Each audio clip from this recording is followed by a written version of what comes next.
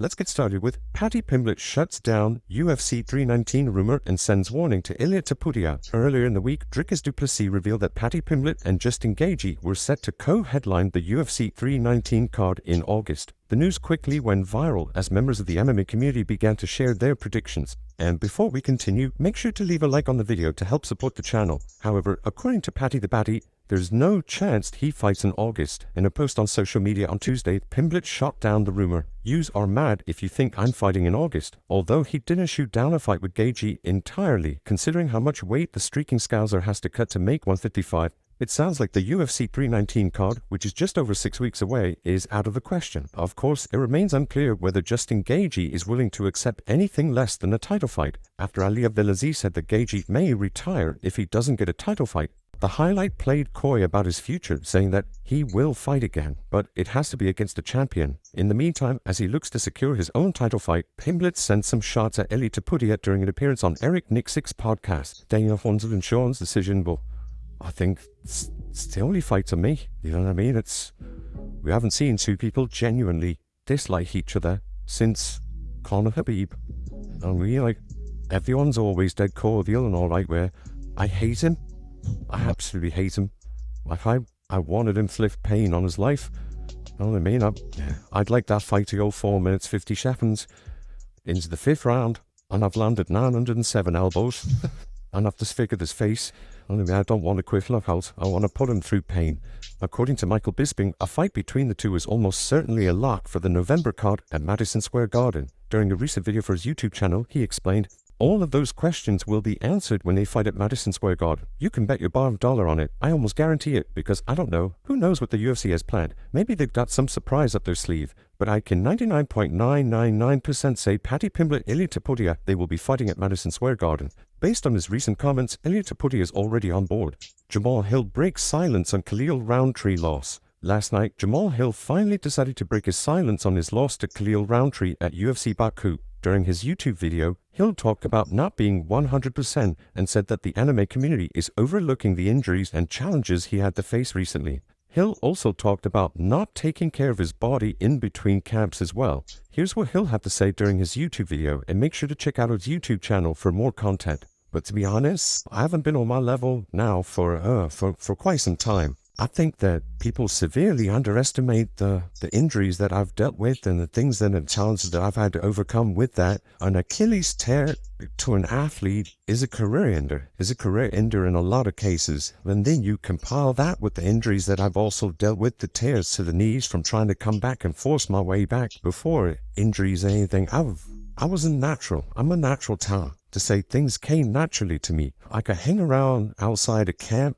Yeah, I mean, eat, do things the way that I wanted to do them, and just be hard work beats talent when talent doesn't work hard. My work and my output has to go up. To work harder, I have to grind harder. I've entered my last 3 camps at the lowest was maybe 260 pounds. This last camp, when I started, I was about maybe 265 pounds. That goes into that work. I have to be better. I have to be better there with how I take care of my body, how I work to improve and stay sharp with my body and with my skills. I will be on that. For now, I'm going to take time, taking the time that I need to make sure that I can get my injuries, focus on my injuries, give them the time that they need to get them back to strength and back to feeling like me again. What are your thoughts on Hill's comments? Let us know in the comments below.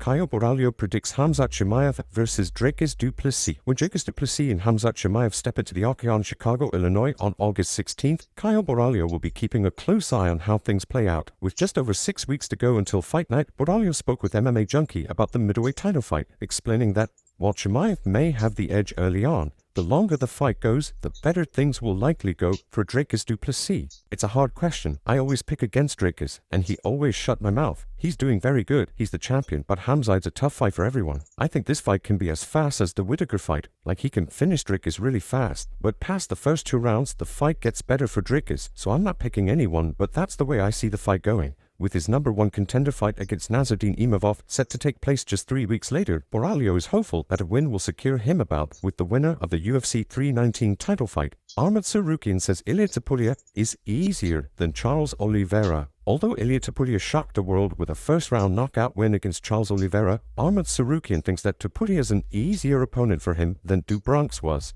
On Tuesday, the streaking contender spoke with Daniel Cormier in a video for the former champion's YouTube channel. I'm gonna strike him, I'm gonna kick him. I watched his first fight, and he was wrestling a lot, but he got tired so much, and he never fought the rest of his wrestlers like me. Bruce Mitchell, or what's his name? Bryce Mitchell. Bryce Mitchell, he's the worst fighter in 145. He took him down and like all him from the crazy position, and I can tell he's not high level. I mean, it's not WWE. I can't wait to show like everybody. I'll send Topuria back to top 15 pound for pound. For me, it's easier to fight Topuria than Oliveira. Despite that, Sarukian does believe that Topuria deserved to dethrone Islam Makhachev as the pound-for-pound king. He deserves to be #1. He's a 2-division champion. He knocked out the GOATs. He went in there and knocked out Charles Oliveira in the first round. Ali Abdelaziz, however, disagrees. In a post on social media, he argued Makhachev's case. The real pound-for-pound king beat Prime Volk on a 22-fight win streak, beat Prime Oliveira on a 12-fight win streak. Although there's no telling who Sarukian will fight next, the #2 ranked contender took some shots at both Topuria and Dan Hooker on social media, prompting a response from the Hangman on Tuesday. You're a human side note #1 contender, no one gives a about. During the aforementioned episode of the Verse Us podcast, Paddy Pimblett weighed in on the Topuria Oliveira fight, questioning the game plan of Oliveira. I really like Charles, but what the was that game plan? Well, it made stand in front of him and get punched in the face. First 20 seconds he did a little bit, keep them leg kick, and I was thinking, we could be in for a tough night for support here, and then Charles got it once and just started swinging with him.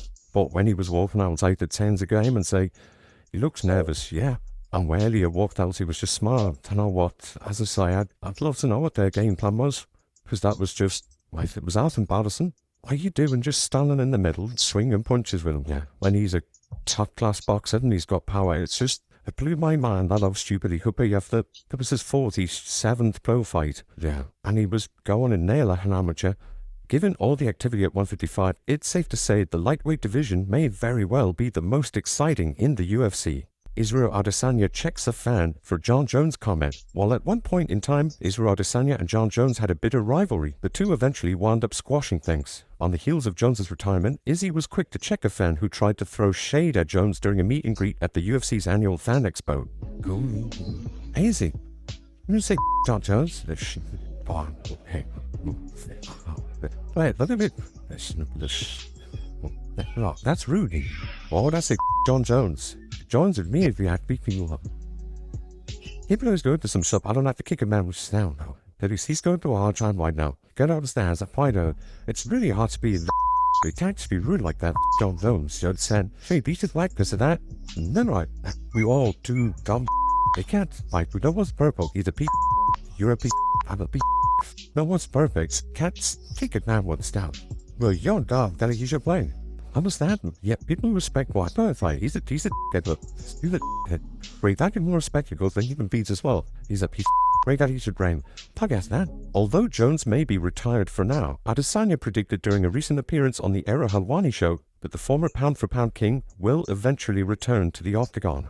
UFC updates. Following the UFC 319 pay-per-view card, let's take a look at today's UFC updates, starting with a new addition to the UFC Vegas 108 card on August 2nd. According to AG Fight, Esteban Ribovics and Elvis Brenner are set to collide in a lightweight fight that will see Ribovics look to bounce back from a split decision loss to Nasrat Haqparas in March, which snapped a 3-fight win streak. On the flip side, Brenner will be looking to snap a 2-fight skid that most recently saw him finished by Joel Alvarez last summer on the Sanhagen Nurmagomedov card. The following month, Unazi Dubin and Kennedy Freeman will collide on the UFC Fight Night Paris card on September 6th. The fight will see Dubin look to bounce back from a first-round knockout in her UFC debut back in March, while on the flip side, Freeman will be looking to pick up a big victory in her UFC debut and extend her unbeaten professional record. Last but not least, Mike Perry's Dirty Boxing Championship has announced that Biggie Boy Jairzinho Rozenstruik has officially signed a multi-fight deal with the promotion after his dominant debut last month. UFC fighter reveals sad news on health. Nicholas Malta and Nazim Sadikov walked away from the UFC Fight Night Baku scrap with $100,000 in bonus money each. However, the fight left Malta with a broken jaw. While speaking with MMA Fighting, he reflected on the moment. "I think early in round 2 I got hit with the cross and felt that one hurt. I felt my tooth kind of moving. I thought it broke my tooth. After the fight, we always have to go to the hospital for exams after you lose by TKO or KO. And when they did the exam, it showed 2 fractures on my jaw. After undergoing surgery, which involved doctors inserting a titanium plate into his face, Malta received a text message from Rafael dos Anjos, who showed a picture of his own x-ray revealing that he went on to win the lightweight title after undergoing surgery to insert titanium plates into his own face. Despite the injury, Malta said he's looking at an 8-week recovery for his jaw and an additional week of recovery once he has his 3 wisdom teeth pulled. After that, it's back to the grind. Merab training with Zhang Weili. Merab was seen training with Zhang Weili, filming teaching her the same submission he used on Sean O'Malley. Check this out. Fight the delet, så you can forget me from it. I told her, Merab, I want out, but from alone, but show the right try to set up, which, that and that. Campeão por still famoso. Das ist brilho desta. Ninja choke mortal. Yeah, so an opportunity. I was still off. You top the yeah, while we're talking about Zhang Weili, it was revealed last night that she signed with Paradigm Talent Agency. This isn't for MMA, but for movies and commercials. Huge congratulations to Zhang Weili. Conor McGregor facing additional charges. Conor McGregor's court appeal got off to a rocky start on Tuesday when the former champ's legal team withdrew a claim that a couple saw Nikita Hand and her then boyfriend get into an altercation on the night she allegedly was by McGregor. According to the Irish Mirror, the quote bombshell development unfolded moments into the appeals case. McGregor's team is moving forward with 4 other grounds for appeal. However, the point that was expected to be the quote major focus of the hearing has now been withdrawn. One of the other points of contention raised by McGregor's appeal team is the phrasing of the situation on the paper issued to members of the jury. According to Irish reporter Paul Healy, who was in attendance on Tuesday, McGregor's team is arguing that one of Nikita Hand's attorneys prepared a version of the document that specifically mentions while the copy prepared by the judge simply says.